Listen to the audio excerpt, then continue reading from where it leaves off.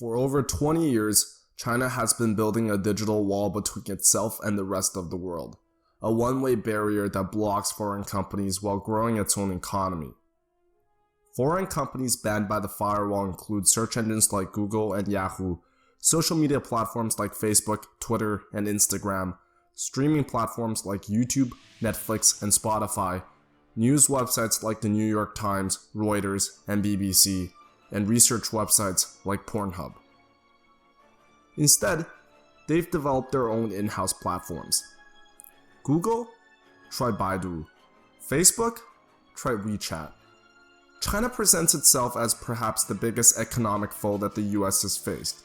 At current growth rates, China's burgeoning economy is set to surpass the US in 2030. For years, the US has done nothing but tolerate the digital wall and China's ascendancy. Then came Trump, whose Make America Great Again platform puts China in the spotlight. Now, if there's anything we know about Trump, it's that he loves two things. 1. Accusing other countries of bullying the US. 2. Punching back against them using tariffs and bans. And so began the trade war. Rounds and rounds of tariffs on each side starting from April 2018.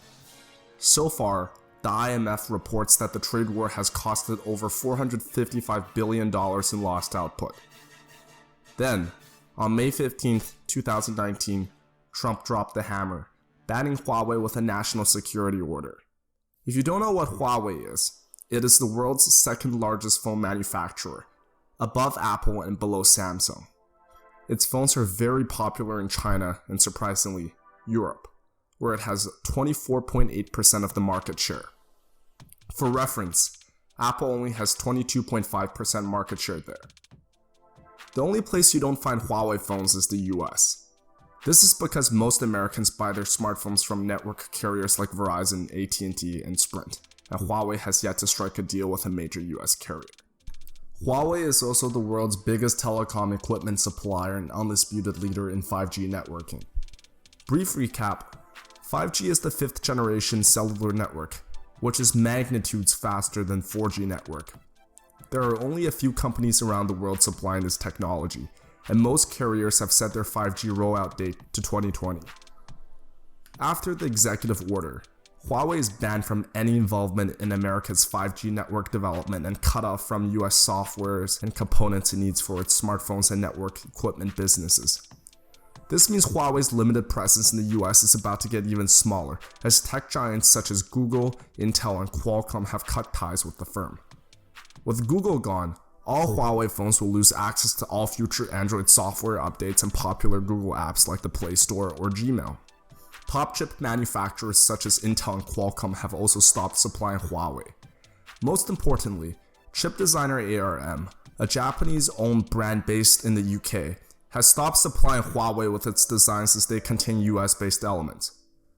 If you don't know what ARM is, they make the designs that manufacturers like Qualcomm use to produce chips. ARM-based CPUs power everything, from smartphones to Internet of Things devices to data centers. The loss of ARM designs is the biggest blow to Huawei. Even without Google, Huawei could create a functional operating system by creating a so-called Android fork and attract developers. But the open source version of Android is designed for ARM-based chips. Without ARM, Huawei's backup plan goes poof. The company would not only need to redesign its own chips from scratch, a process that takes years, it would find itself cut off from the world's most popular operating system. This is like telling Coca-Cola that it can't use carbonated water. This will be tough on Huawei, but they could survive. But what if China banned Apple? Apple currently assembles all its products in China. Relocating all its factories and not being able to sell to the Chinese market would plunge the company into chaos. China also produces 70% of the world's rare earth minerals, which are found in everyday places ranging from smartphone batteries to magnets in electric vehicles. A ban on rare earth exports to the US would significantly raise prices for consumers. If the tariffs are the start of the Cold War, the ban of Huawei is the beginning of the digital Iron Curtain. The US has pressured its allies to ban Huawei's 5G rollout, warning that China can use the infrastructure for spying. Huawei, as expected, denied those claims. This has become known as the Huawei dilemma.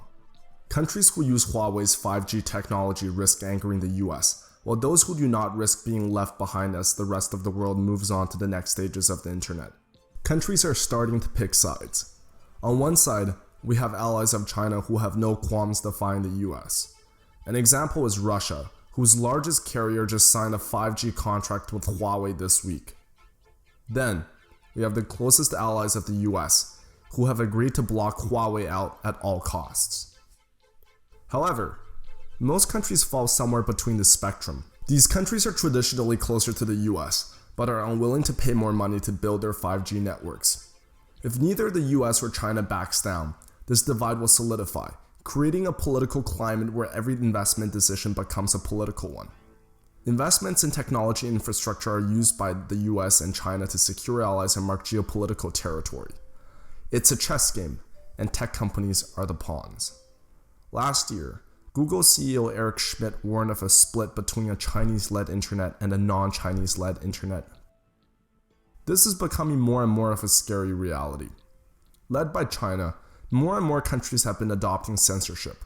Pursuing the idea of cyber sovereignty, governments tightly guard their own interests, grow out their tech firms, and force out international competitors. America banning Huawei is accelerating the process too. The split of the internet into two spheres could result in internets with different standards and regulations, like iOS versus Android, but to the extreme. This will make it difficult to communicate internally or move between systems. But it's not too late to stop the digital Cold War. American and Chinese leaders can agree to compete in the same ways they have before, within the liberal international order, not against it. For now, there are no signs of them backing off. Choosing the Cold War confrontation will instead create a greater rift between the two global superpowers and make the world worse off.